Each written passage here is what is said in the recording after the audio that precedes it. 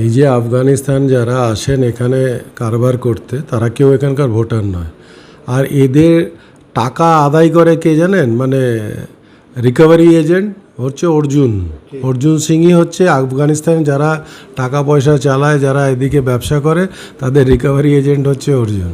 তারা টাকা পয়সা দিয়ে যদি কোথাও না পায়, অর্জুন সেটাকে তুলে দেয় এবং তার থেকে কমিশন খায়। তো এই যে লোকটা অর্জুন সিং বলছে আপনাদের যে এই ধরনের কথা, তো এদের তো আমরা ভোটারের তালিকায় ধরি না।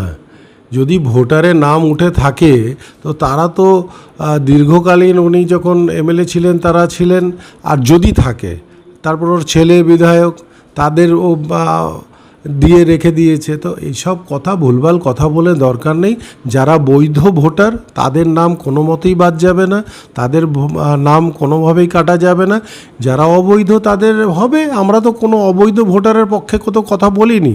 যত লোক ওনার ঘনিষ্ঠ ছিল তারা তৃণমূলে থাকলে খারাপ, উনি বারংবার তৃণমূলে এসে তৃণমূলের ব্যাপারে বলতেন, যখন তৃণমূলের প্রশংসা করতেন তখন ঠিক ছিল, এখন অন্য জায়গায় চলে গেলেন, সঙ্গে সঙ্গে সবাই অবৈধ ভোটার হয়ে গেল।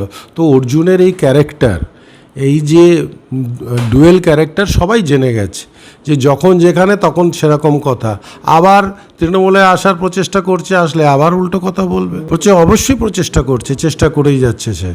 তো এই ধরনের কথাবার্তা বলে বাজার গরম করে কোনো লাভ নেই। এসআইআর শুরু হয়েছে, এসআইআর মতন কাজ হবে, এবং যারা অবৈধ তারা অবৈধ, যারা বৈধ তারা বৈধ। একটা ভোটারও কাটার আমরা পক্ষপাতিতে নেই, আর আমরা কাটতে দেবো না।